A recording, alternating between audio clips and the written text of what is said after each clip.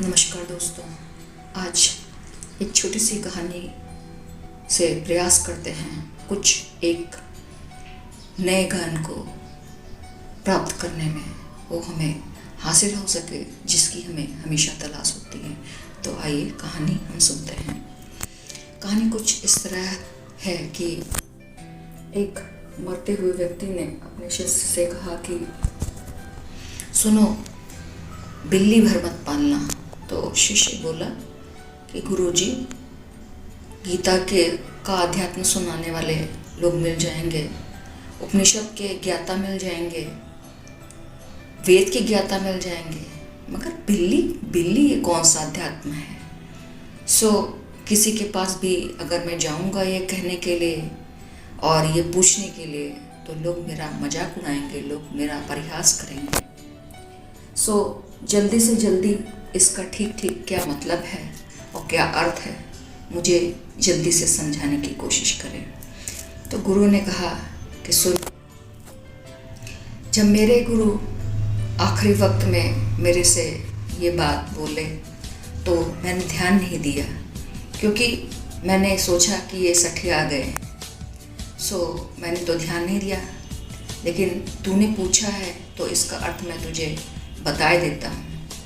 मैंने तो ध्यान नहीं दिया अपने गुरु की बात पर, उसको हंसी ठिठोली में जो है टाल दिया और यही सोचा कि बूढ़े हो गए हैं, सठिया गए हैं, ये तो बस गए दिमाग के आधे, अब इनके बिल्कुल जो है पागल हो गए हैं, बुद्धि इनकी भ्रष्ट हो गई है। मैं तुझे बताता हूँ इस अर्थ को कि बिल्ली क्यों नहीं पालनी चाहिए।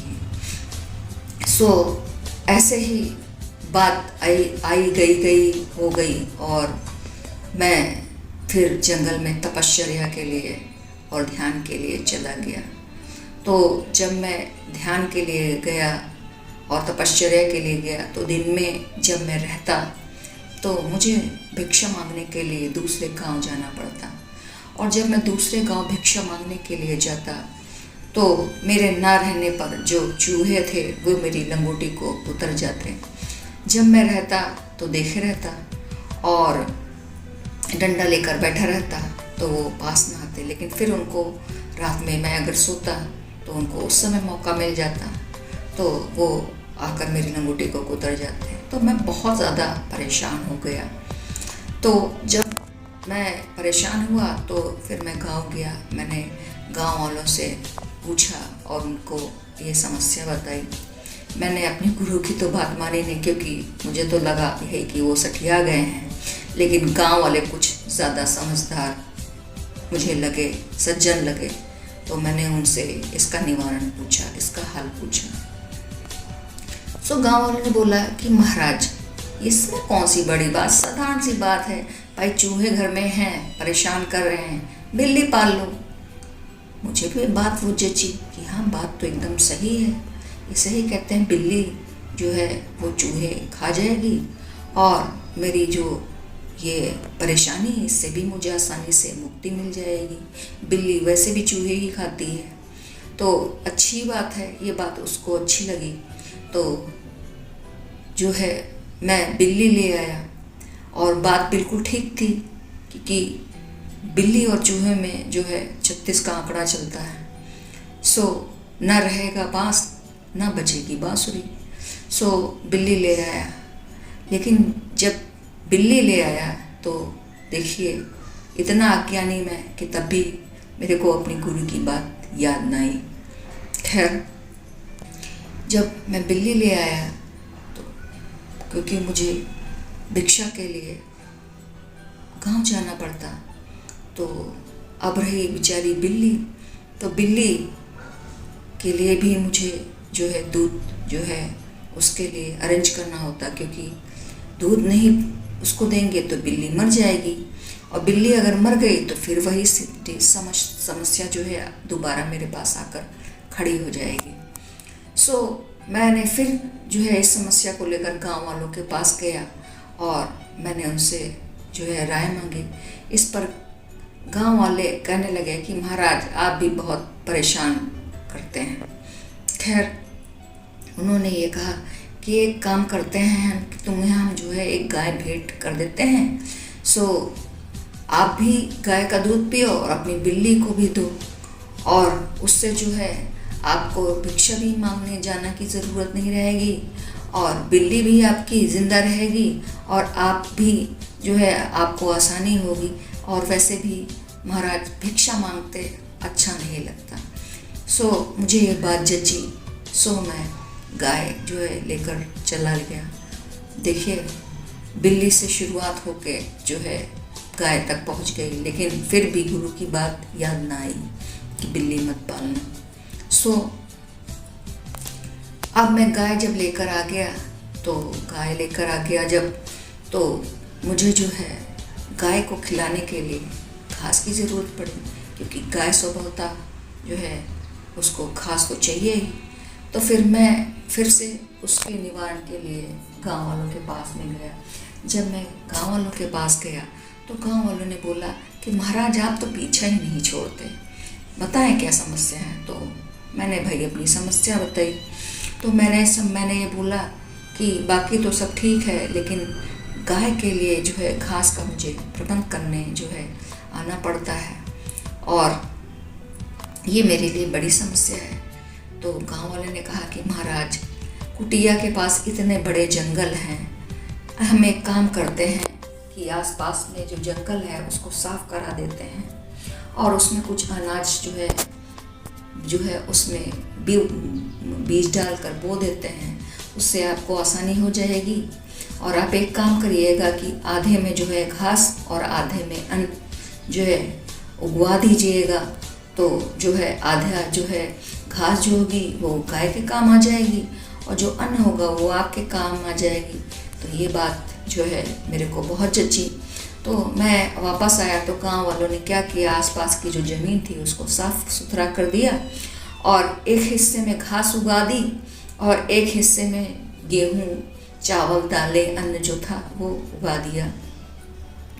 खैर, ये समस्या से तो निजात मिल गई। और जो है लेकिन उससे एक बहुत बड़ी दूसरी समस्या ये खड़ी हो गई आकर कि जो अब समय था वो सारा समय खेती किसानी और घास में ही जाने लगा। तपश्चर्या और ध्यान का तो समय नहीं मिलता। 24 घंटा खेतों पर ही ध्यान रखना पड़ता।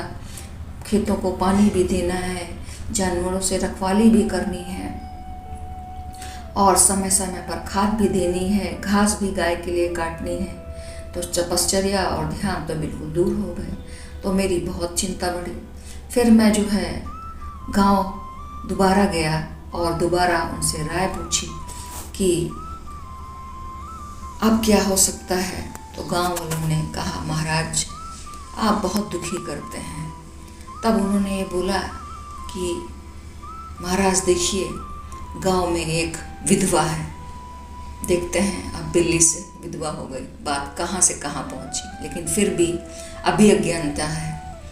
तो उन्होंने बोला कि भाई गांव में हमारे एक विधवा है और काफ़ी जो है संस्कार वाली है, अच्छी है और शरीर से भी मजबूत है, और जो है तुम्हारा काम भी कर लेगी और तुम्हारी सेवा भी कर लेगी, तुम्हारी गाय को भी देख लेगी, और तुम्हें समय पर जो है भोजन भी बना कर देगी, और जो है वो बहुत ही सरल और कुशल भी है, और क्योंकि वो किसान की बेटी है तो तुम्हारे खेत भी देख लेगी।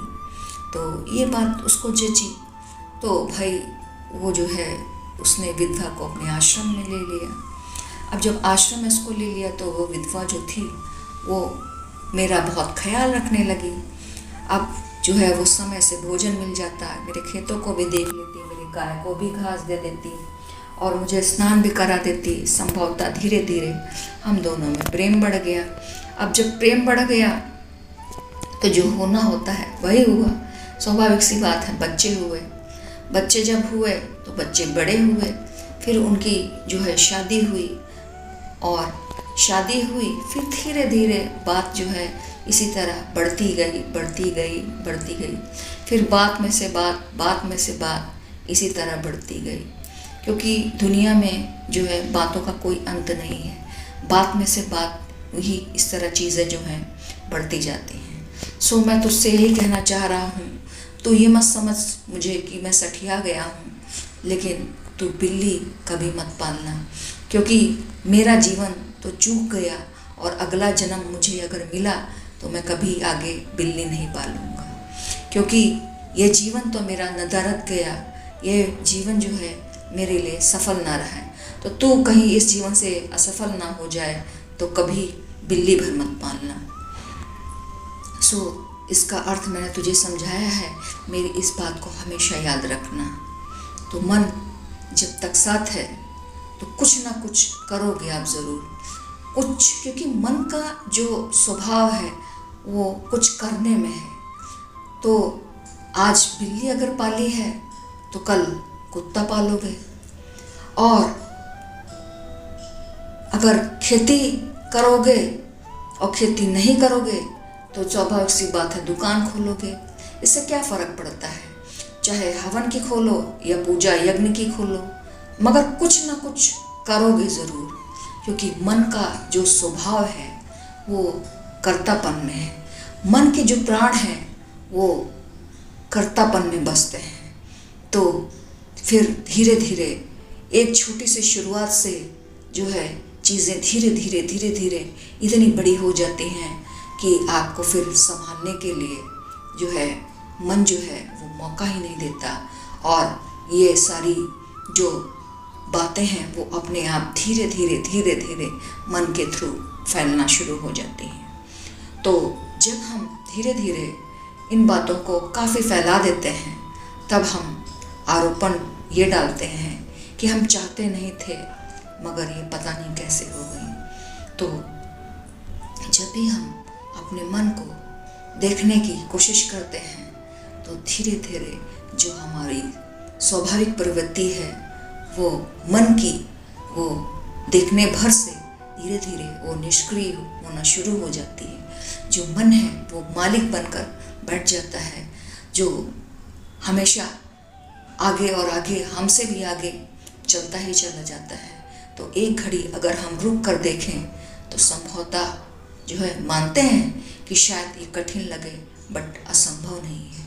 तो धीरे धीरे मन का जो स्वाभाविक है, जो कर्तापन है, वो धीरे धीरे गिरना शुरू हो जाता है। So thank you so much and God bless you.